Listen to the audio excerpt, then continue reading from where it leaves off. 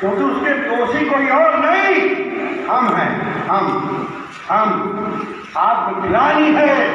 और हर व्यक्ति जो यहाँ बैठा है वो आज एक शेर से कम नहीं है। हम अपने बहुत से शेरों की स्थिति हमारे बांदा के लिए पारस पत्थर है। हमारे सर्वकों ने सबने कहा, टीम ने आप बैठक बुलाई और ये कहा कि चलो होगा, जो होगा देखा जाए। हम भागे को जेल जाने को तैयार। गिरते हैं शेख सवार ही मैदान जंग में, वो टिप लेके आगे नहीं तो घुटनों की बच जाए। सड़कों में खड़े हो करके पत्रकारिता की छाप दे करके पत्रकार नहीं हो सकते। पत्रकार सही मायने में ये है कि अगर हम अपने पत्रकारों की रक्षा कर पाए, ये पत्रकार हमारे बल सकती है। आज मैं देख रहा हूं कि पूरे मंडल में सूचना विभाग बिल्कुल डकैत बन गया है। वो जो चाहेगा वो हम करेंगे। एथॉरिटी जमा करने जाएंगे, मिठाई चाहिए, तब एथॉरिटी जमा होगी। इनके बाप का है नहीं है। ये 80-80 हजार तनख्वाह पा रहे हैं, हम एथॉरिटी लेके भीख मांग के मिठाई लिए जा रहे हैं। क्यों?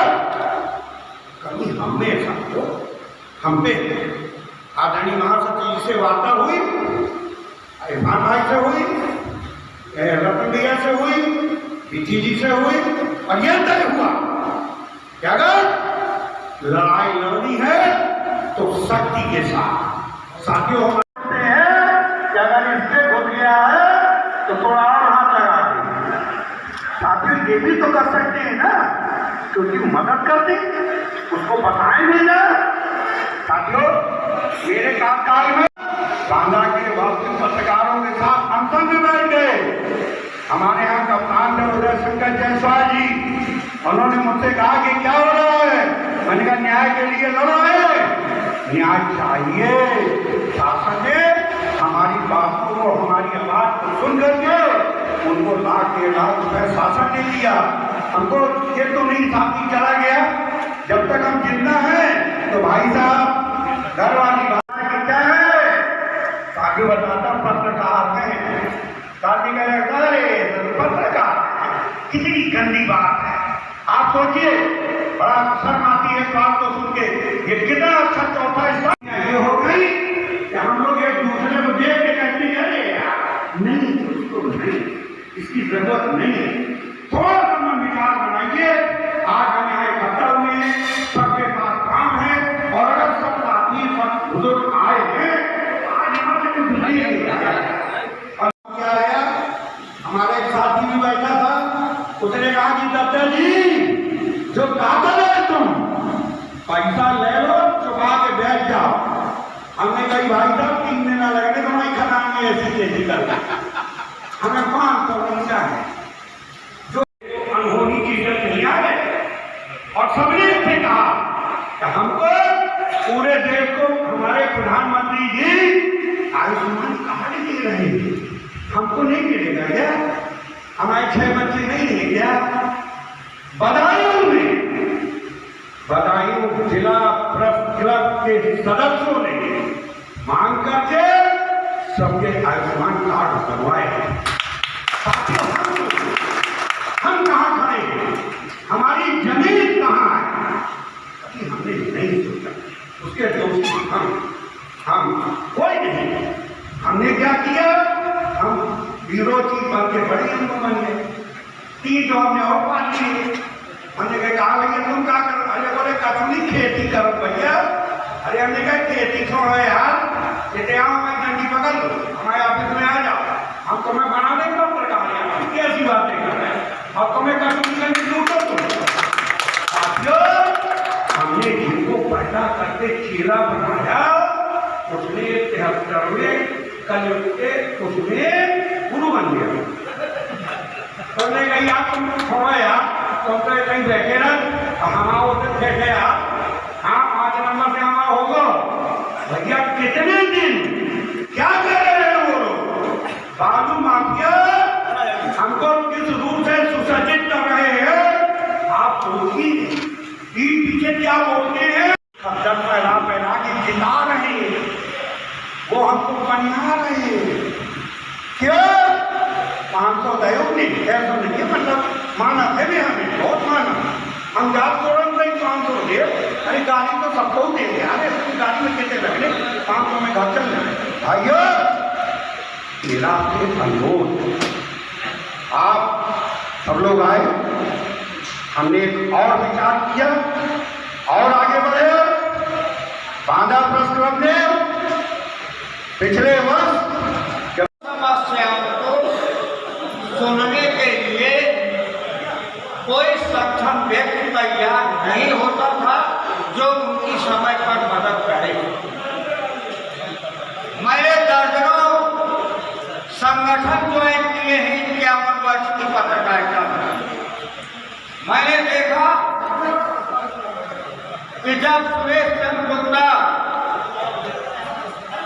संघर्ष किए और एक साथ उनका मध्ययुग का प्रकाशन और अन्य अखबार चलाते थे, हम लोग के सिद्धांत को और अपने मनोबल को कभी बदलना नहीं चाहिए। जिंदगी में अगर साहस के साथ हम अपनी ईमानदारी के साथ अगर किसी प्रकरण को लेते हैं तो विश्वास करिए हमारे पास उसके साक्ष्य मजबूत होने चाहिए कि मौका पड़ने पर वो साक्ष्य प्रस्तुत करें और कभी भी अपनी बात कहने में घबराना नहीं चाहिए। मैं आपको बताऊं सिद्धांत की बात कि हमारे शहीद स्वर्गीय सुरेश चंद्र गुप्ता अपने पिताजी को 4 बार समझाया कि पिताजी को तेरी शक्कर ब्लैक में हिम्मत खरीदी अपनी दुकान में। मैं अखबारबाजी करता हूँ, दूसरे के खिलाफ समाचार छापता हूँ और मेरी ही दुकान में किराने की ये शक्कर आप इस तरीके से खरीदते हैं, ठीक नहीं। और वो नहीं माने, 9 बोरा शक्कर 1 कोटेदार से उन्होंने खरीदी।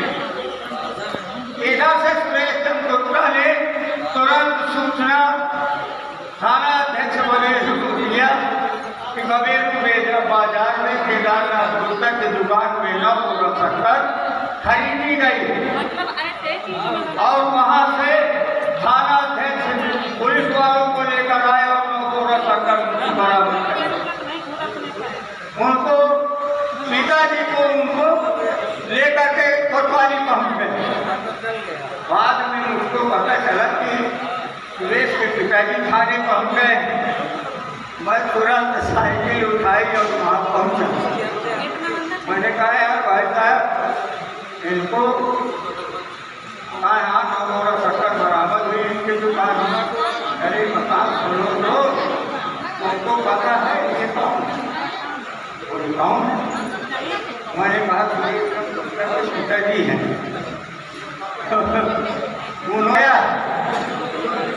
ये होता है एक सिद्धांत की बात। सर क्या नाम है और किस प्रकार का ये? मेरा नाम एडवोकेट दिनेश निगम दत्ता जी है।